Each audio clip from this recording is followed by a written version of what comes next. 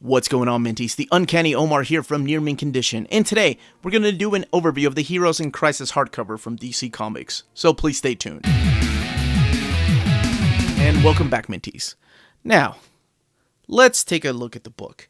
I'm sure you probably cannot tell, but this book is not an oversized hardcover. No, it is a standard size hardcover that DC seems to make it a thing for some reason lately. As I've mentioned before, as to the future of the deluxe hardcovers from DC, it's become apparent that they really want to push the idea of the standard size hardcovers again, which is something that they've done during the New 52 era. So it's nothing new. But damn it, do I miss these oversized hardcovers. Mainly because I got this for the Clay Mann art. Now, this is a controversial comic because a lot of people, I'm not going to review it. Perhaps one day on the channel, or if you check out Omnibros, I'll be reviewing it with those gentlemen.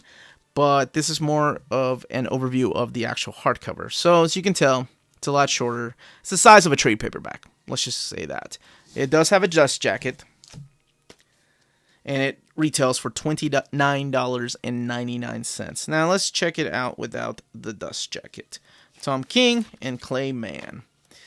Now this is probably my favorite thing about the design. Two of my favorite characters of all time, Booster Gold and Blue Beetle, sitting in front of the TV. Badass. Awesome. And with that cover, I was lured into a state of false security. Now let's crack it open. Heroes in Crisis. This particular book, by the way, collects all 9 issues of this series. And you have Tom King as the writer. He's the guy that did the Batman series. For the most part, you have Clay Mann, and some of the stuff is finished by Lee Weeks. Collecting all 9 issues, I do big fan of the way that they introduce the title in each of the comics. It makes it look epic, perhaps more like a movie title, like an epic movie title. Like I said, I'm not going to talk about the plot or try to give away nothing from it. But there are some deaths.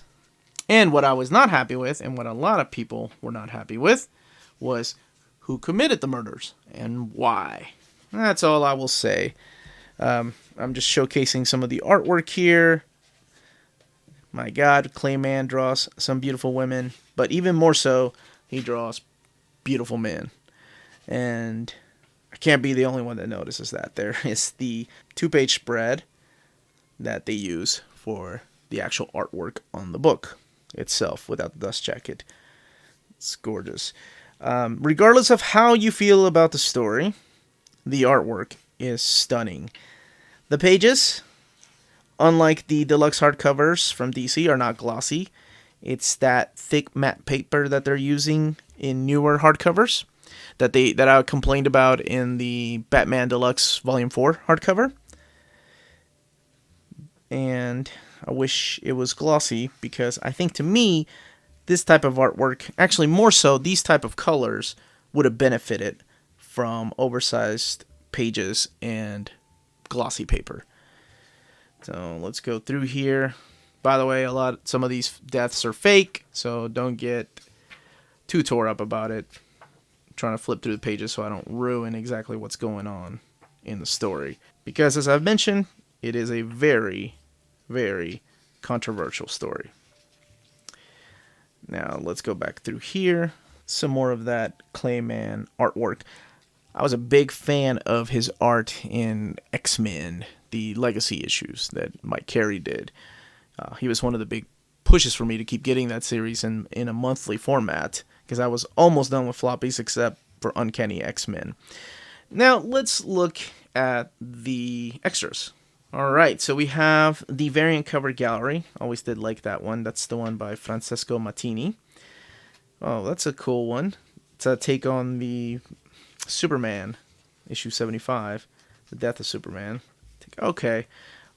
The worst moments for the DC characters, it looks like. Oh, man. Where's that omnibus? Huh? That Peter David wonderful omnibus. Maybe one day. It's pretty cool.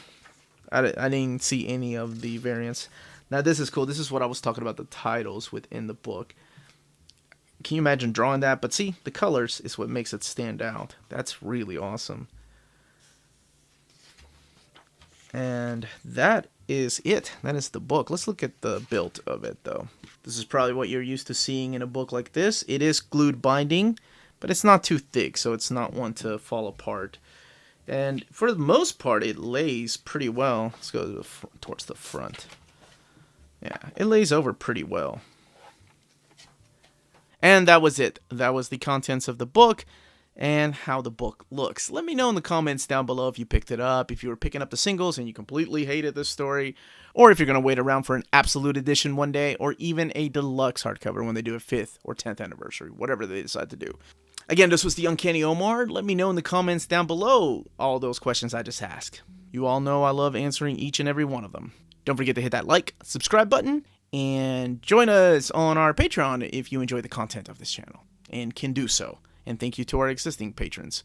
Again, Uncanny Omar, and remember, if it's classy and cool, it must be near mint.